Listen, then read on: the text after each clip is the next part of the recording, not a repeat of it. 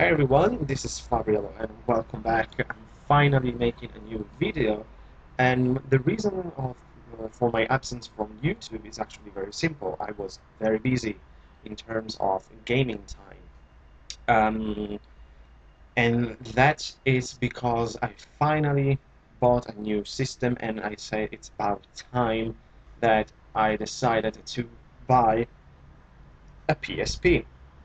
It's about time, I know, but up until now, the DS was enough for me and had a lot of fun with its excellent library. But I always wanted, I think, a PSP because um, the gamer with my tastes in video games, and especially because my favorite genre, it's JRPG. So the PSP, it's a perfect choice, actually. The DS, it's full of great games. I'm still enjoying its great library. There's so many more games that I want to buy yet. But I really, really want to explore the PSP more, and especially its fantastic JRPG library. And the reason why I was so busy in the last, I'll say, couple of weeks, something like that, it's because of the game that I absolutely wanted to play first with my PSP. And before talking about this game, I want to thank Dustin Price for basically making me discover this game because since I didn't have a PSP up until now, I I wasn't following the games and the releases and everything on this system since I was mainly looking for Nintendo. But watching his channel and he talks about this game with really, really good regards and he absolutely recommends this game and I really want to thank him because this is a fantastic game. I just finished it yesterday evening actually, so I'm still very fresh of it. I'm still processing everything that happened because a lot happened with this game. And I'm talking, of course, of the fantastic, phenomenal Legend of Heroes, Trails in the Sky. I finally played this game. I cannot believe it took me so long, but I finally played it and I beat it. I actually beat it yesterday, and I'm ready to talk about this, to share my feelings of this phenomenal game. So you can imagine by my reaction that I like this game, of course, but why and why I like this so much? The reason is simple, and as you can notice, by the way, I haven't the limited edition. I didn't bought it simply because it was too expensive. The game and the PSP, and of course its phenomenal soundtrack. I bought this, all of this together, and it was less expensive than the limited edition of Trace in the Sky alone. So I thought, like, it's a pity, it's a wonderful box set, but it's too expensive. The important thing to me is having the soundtrack and the game. So I'm very happy with this. I spent quite a decent amount of money, but not too much. I'm very, very happy for that, of course, when you manage to have a great deal for without spending all your money.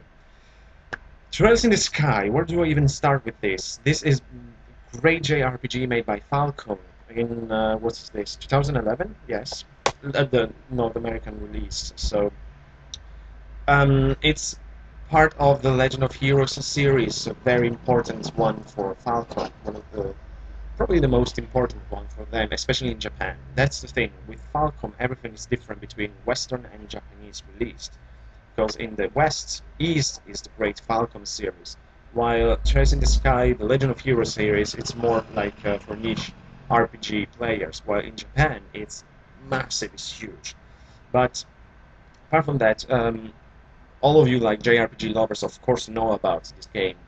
But why do I like this game so much? The reason is very simple, actually. Playing this game actually remind me why and all the reasons I love JRPG so much and why it's my favorite genre since I basically started playing video games. Uh, in more than 20 years, JRPGs are my favorite games still. And this game had everything that a JRPG lover wanted. It has the battle system. It has a fantastic story. It has great characters and an amazing character development, one of the best I ever saw in a video game, I have to be honest. And all of this combined together with gorgeous anime style graphic, um, it's just a fantastic, of course, soundtrack that the the result, it has to be a masterpiece. So let's start with the story. Of course, I don't want to spoil it because it's one of the stronger points of the game, and I don't want to ruin it for all of you who hasn't played this. Um, by the way, if you haven't, go buy it right now because this game is phenomenal. But the story, just to be talking about it in general, it's basically the story of two brothers, Estelle and Joshua Bright, and their adventures to realize, to like fulfill their dreams of becoming bracers. Bracers is a guild, an international organization of very capable people who um, do different kind of jobs, like alongside, for example, the army or others. So it does police job, um, escort, escort kind of jobs, monster hunting, um, all this kind of stuff. And the father of both Estelle and Joshua is actually a very, very famous bracer, and they both want to follow his steps and becoming um, great bracers. And this is just the frame of this wonderful picture, because while they're doing this, a huge plot it's being revealed, and Joshua and Estelle are in the middle of it, and it's such a great story because to me, I have to be honest, it kind of reminds me in certain ways of Grandia. And that's a good point because I freaking love Grandia. It's one of my favorite games of all time. And because it has a sort of innocence at the beginning, and progressively it becomes much and much more serious with the great, like, um, plot in the middle of the game and towards the end of the game. It's a much, much more serious situation. Like, you really want to um, do something for what is going on. It's a really kind of serious, and I just want to mention this, especially like in terms of growing up, the ending, of course, but we'll talk about that later. Let's just go on with another of the greatest things, features of this game, the characters and the character development. Wow, my personal favorite characters in this game are Estelle, of course, the main character. She is a great character, a sort of like innocent, naive young girl at the beginning, but she progressively uh, grows and matures in a really realistic and good way. I think the character development of Estelle, it's one of the best I ever saw in a game, especially recently. And other characters that I really like are, of course, I really, really like Sherazade, but especially, of course, Oliver. I mean, you have to love Oliver. He's so funny. Some of his dialogues, I mean, especially like his dialogue with Estelle and Sherazade, like the scene in the game when he and Sherazade are drinking together is hilarious. Obviously, a siren coming, so hope it's not too loud. But these three characters are my personal favorite, but there is an entire cast of great characters, even secondary, but the main characters, of course, are Joshua and Estelle. I'm not mentioning Joshua as one of my favorite for a simple reason. He is a great character. I'm not saying that he's not. I mean, I cannot wait to discover more about him. But that's the thing. That's the point. Is such a mystery yet. You started to understand something about him just at the very, very end of the game. And I don't want to say it's disappointing, of course, but it's part of the charm of him. This is this big mystery around him, this big question mark.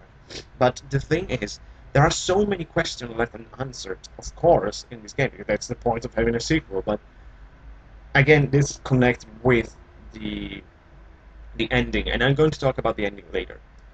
As I said, other characters, Sherazade, she's so funny, the sort of big sister figure for Estelle and Joshua in a way, and very well balanced, I think, both as a fighter and as an art caster. Oliver is hilarious. I mean, he's so funny. Is some of his dialogues. I started really laughing very hard while I was playing. I mean, it is amazing. I really hope that he should have an important part in the rest of the series. There are other important characters like mainly bracers, but also like in the army, in the royal family. There's a lot of characters that I hope that are. What's that? Sorry about that.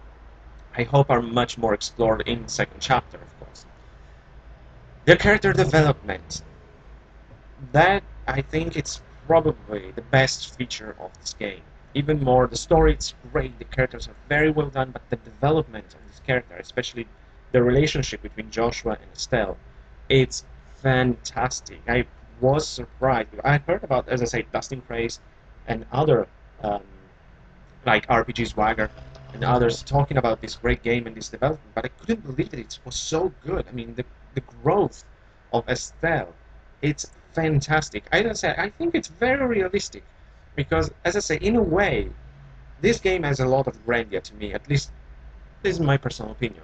I saw a lot of grandeur in this game, and Estelle reminded me a lot of Justin in a way, just a female part, like a female counterpart, and in a way, it was even more naive than him. But her growth, it's so great, especially um, her relationship to with Joshua and coming like to realize her feelings and everything about her. I mean, it's very great stuff, and I cannot wait. And let's talk about the ending of this game. Of course, I'm not gonna say what's going on. I mean, not a chance. You have to play this game. But for all of you who have played this game, that ending, for oh my god! I mean, I was playing it. I was so great. Like after that final battle, I was like, yes, yes, I finished it. I did it. And watching the ending, like what's going on, I was like, what? I mean, I couldn't believe what happened at the end. It's such a great and painful cliffhanger that I was like, oh no, I have to wait maybe forever for second chapter. I mean, it's, of course, I just don't want to mention anything, but the idea, unfortunately, it's very concrete. It's very possible that we'll never have second chapter. It's so painful because the way that story ended in first chapter, of course, it really screamed for a sequel. I wanted to play second chapter right away. I wanted to start immediately because even worse, Falcom, you put a teaser trailer at the end of first chapter with some like what's you have to expect from second chapter, and the idea of not having that game, it's such a pain in the ass. I mean, I'm still dreaming maybe that Exit will actually manage to release a physical copy of second chapter. I read it on Wikipedia, so I don't know how reliable it is. If it's on Wikipedia, it must be true, but um, that apparently second chapter will be released like physical copy even on PSP. If that is true, wow! I mean, my like trusts and love for the video game industry, it will have such a boost. I mean, if XSEED managed to release that game, I mean, I will become like a diehard fan of the company, even more than I am already. Like I am a big XSEED fan. I really love what they're doing with the game and the way they are like treating their fans. And for that reason, I really appreciate it. I just want to say this. I really appreciate XC's honesty regarding second chapter because I'm sure that they didn't have an idea of what they were getting into with Threats in the Sky. Because they had a contract with Capcom and say, oh yeah, we'll do the entire trilogy. Why not? It's a nice RPG. And I can imagine like their editors and everything. It's like, oh my god, what we were thinking. This game is insane to work with because the main problem, as we all know, it's the editing, the translation. Second chapter, apparently it's like a 120 hours game, um, and there is so much dialogue in that game that Exceed is having a really hard time working on it. And I can understand. Exceed, it's not a massive company. It's in that weird middle. It's not so small, but it's not that big enough to work just on one project. And I can understand them. I mean, focusing all their energy on just one game, it's not convenient for them. It's a company, of course. And for as much as I want second chapter, I can understand their issues with it. And they say it from the beginning, so I really, really appreciate the honesty of the company. So, but the idea of not having second chapter kills me, especially after playing this game. You really need to play because I can imagine what could happen because it's such a big game. I don't know, but also we're getting so behind the original releases of the Legend of Heroes Trails games. I mean,